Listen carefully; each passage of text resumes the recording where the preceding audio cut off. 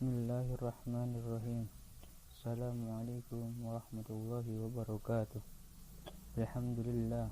Wassalatu wassalamu ala rasulillah wa ala alihi wa ashabihi wa man tabi'ahum bi ihsanin ila yaumiddin, amma ba'd.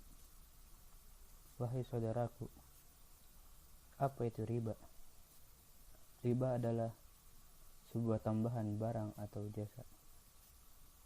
Allah Subhanahu wa ta'ala berfirman, wa ahallallahu al-bai'a wa harrama riba.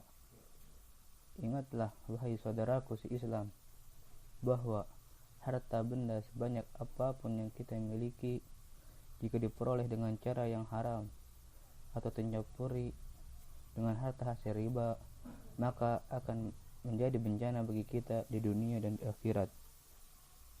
Di antara bahaya dan bencana yang ditimbulkan oleh riba bagi pelakunya adalah sebagai berikut. Hilangnya keberkahan pada harta. Allah Ta'ala berfirman, yamhaqullahu riba wa yurbis sadaqat, yang artinya Allah memusnahkan riba dan menjeburkan sedekah. Quran Surat Al-Baqarah ayat 276. Yang kedua adalah orang yang berinteraksi dengan riba akan dibangkitkan oleh Allah pada hari kiamat kelak dalam keadaan seperti orang gila. Allah Ta'ala berfirman, alladzina ya'kuluna riba la yakumuna illa kama yakumul ladzi yatakhabbathu asyaitanu minal mas, dzalika biannahum qalu innamal bai'u mislur riba wa ahallallahu al-bai'a wa harrama riba wa man ja'ahu mau'izatun min rabbih fantaha falahu ma salaf wa amruhu ilallahi wa man aada fa ulaika ashabun nar hum fiha khalidun, yang artinya orang-orang yang memakan atau mengambil riba tidak dapat berdiri melainkan seperti berdirinya orang yang kemasukan syaitan lantaran tekanan penyakit gila. Keadaan mereka yang demikian itu adalah disebabkan mereka berkata atau berpendapat sesungguhnya jual beli itu sama dengan riba, padahal Allah telah menghalalkan jual beli dan mengharamkan riba. Orang-orang yang telah sampai kepada larangan dari Tuhannya lalu terus berhenti dari mengambil riba, maka baginya apa yang telah diambilnya dahulu sebelum datangnya larangan, dan urusannya kepada Allah. Orang yang kembali, maka orang itu adalah penghuni neraka, maka kekal di dalamnya. Quran Surat Al-Baqarah ayat 275. Yang ketiga adalah orang yang berinteraksi dengan riba akan disiksa oleh Allah dengan berenang di sungai darah dan mulutnya dilempari dengan bebatuan sehingga ia tidak mampu untuk keluar dari sungai tersebut. Diriwayatkan dari Samurah bin Jundub radhiyallahu anhu, ia berkata, Rasulullah sallallahu alaihi wasallam bersabda, menceritakan tentang siksaan Allah kepada para pemakan riba, bahwa ia akan berenang di sungai darah, sedangkan di tepi sungai ada seseorang malaikat yang di hadapannya terdapat bebatuan setiap kali orang yang berenang dalam sungai darah hendak keluar darinya.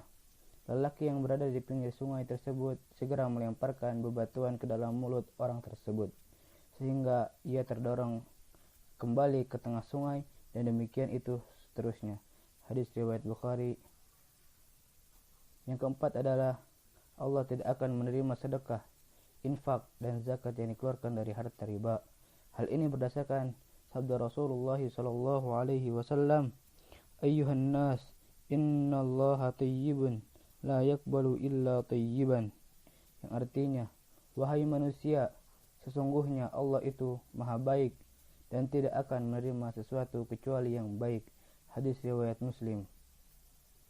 Nomor 2 atau 703, nomor 1015 dari Abu Hurairah radhiyallahu anhu. Yang kelima adalah doa pemakan riba tidak akan didengar dan dikabulkan oleh Allah Subhanahu wa ta'ala. Dalam hadis yang sahih, Rasulullah sallallahu alaihi wasallam pernah menceritakan, summa dzakara ar-rajulu yutilu as-safara as'atha ash'atha a'bara yamuddu yadayhi ila as-sama'i ya rabbi wa mat'amuhu haramun wa mashrabuhu haramun wa malbasuhu haramun wa udhiya bil harami fa anna yustajabu lidzalik.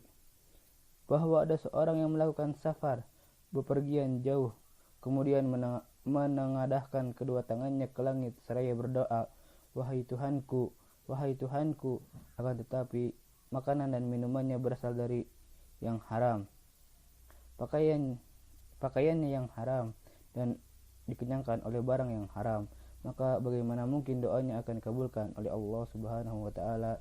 Hadis riwayat Muslim nomor 2 atau 703. Nomor 1015.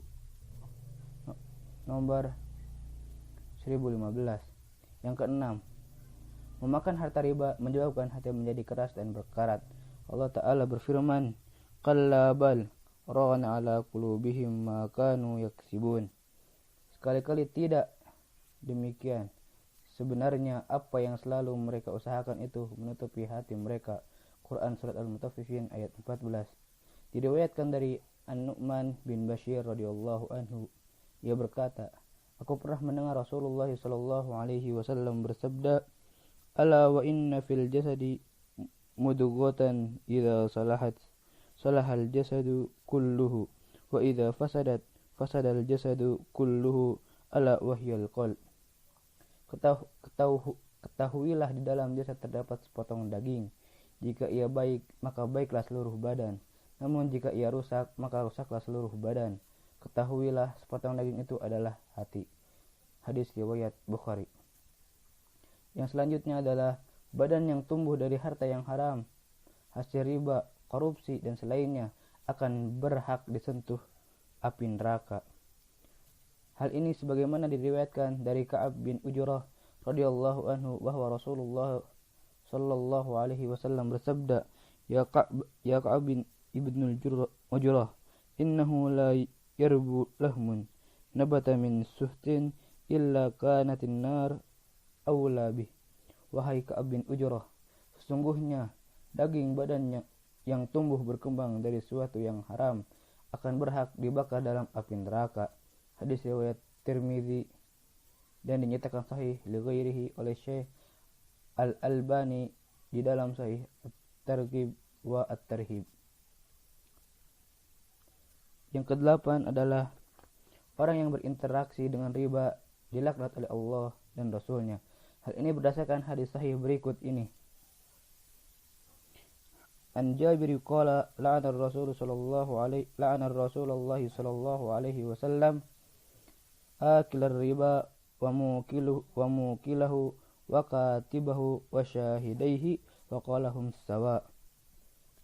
Yang artinya dari Jabir radhiyallahu anhu, ia berkata, Rasulullah sallallahu alaihi wasallam melaknat pemakan riba, pemberi makan riba, dua saksi dan penulisnya, dan beliau bersabda, mereka semua sama kedudukannya dalam hal dosa.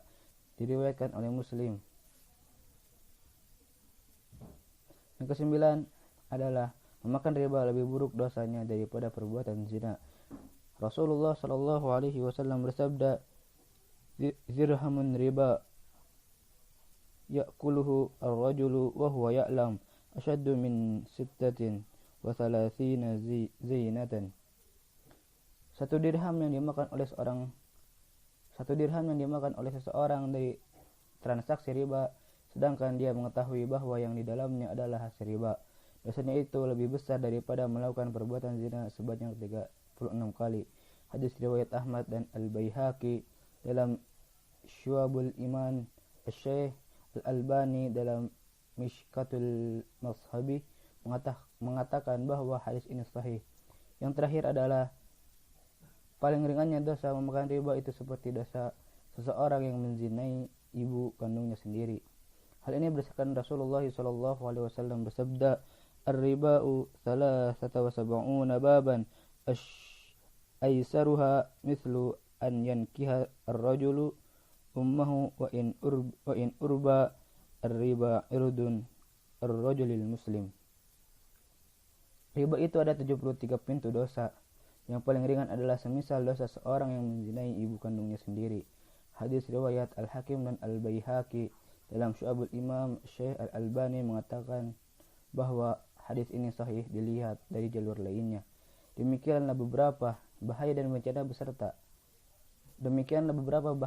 bencana besar serta pengaruh buruk yang akan dirasakan oleh setiap orang yang berinteraksi dengan riba. Semoga Allah Subhanahu wa taala melindungi kita semuanya dari berbagai macam bentuk riba dan bahayanya, dan semoga Allah Subhanahu wa taala menganugerahkan kepada kita rezeki yang halal, banyak lagi penuh berkah. Sallallahu ala nabiyyina Muhammadin wa ala alihi wa ashabihi wa man tabi'ahum bi ihsanin. Subhanakallahumma wa bihamdik, asyhadu an la ilaha illa anta, astaghfiruka wa atubu ilaik. Assalamualaikum warahmatullahi wabarakatuh.